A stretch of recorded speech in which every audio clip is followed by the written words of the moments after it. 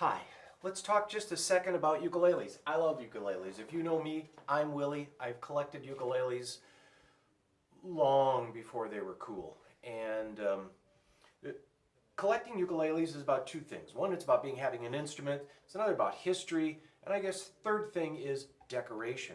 This is a classic piece of Americana decoration. It's harmony made, plastic fingerboard, painted, cheap, made cheaply. They function.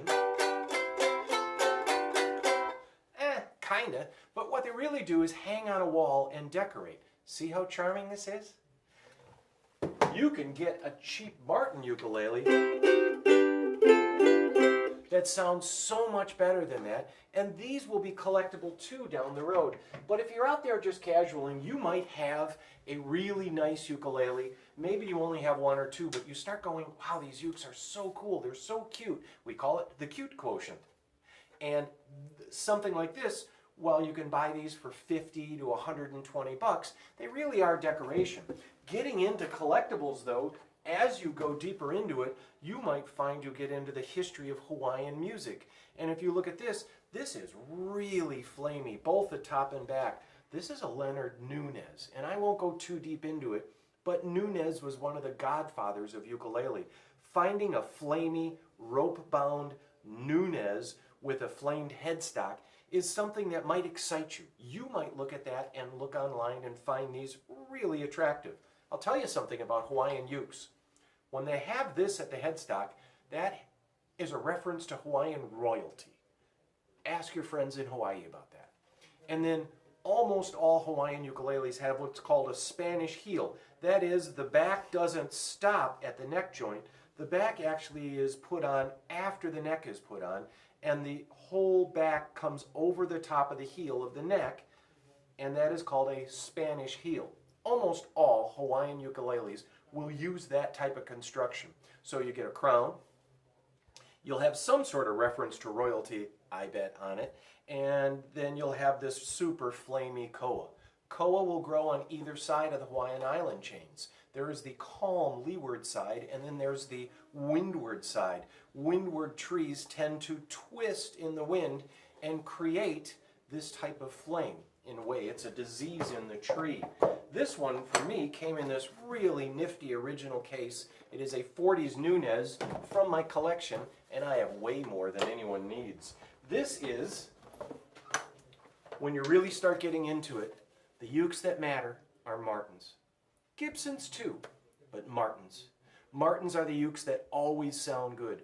Old Martins rise in value. I got this recently. This is a style O. We've talked about this before, and later I'll show you some more expensive Martins, but this is the most basic any collector should have. If you're going to collect, have at least one Martin O. An O is no binding. A Model 1, the next step up, is one layer of binding, tortoiseshell mostly. A Model 2 will have multiple layers of binding. When you go up the ladder, you also go up the ladder for wood selection. You'll get a better and better wood. The fancier it is, you'll get wood that's more hand selected.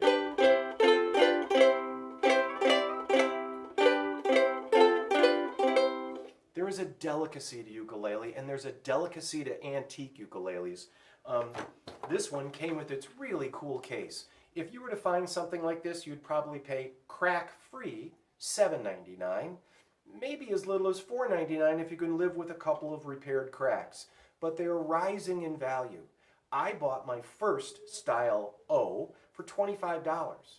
When they went to $100, I thought the world was coming to an end. It didn't. And here we are at $800, $900, $1,000 40s ukuleles.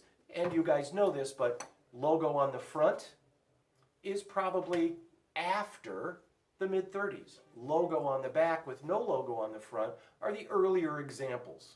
So if you're looking online and you see an old Martin, having one that's crack-free, all original, with an original case is what you'd probably want to go looking for. There are interesting ukuleles like this Johnny Marvin. Of course, it's not really in tune, but this is an all mahogany ukulele gorgeous. It does not have a Spanish heel, but these are really interesting collectibles. However, there's a lot of Martin ukuleles that are out, like this particular Martin.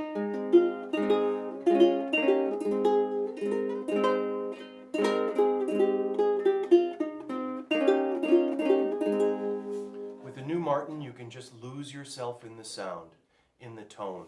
They're beautiful. They're constructed well. They're brand new. They have a lifetime warranty. This might be the perfect ukulele, but if you start getting into collectibles, you might want something older, whether that be a wall decoration, a historical reference, a musical instrument. And there's certainly models above this that get to be not only a collectible, but a beautiful instrument. So for now, I'm just going to sit and enjoy my uke.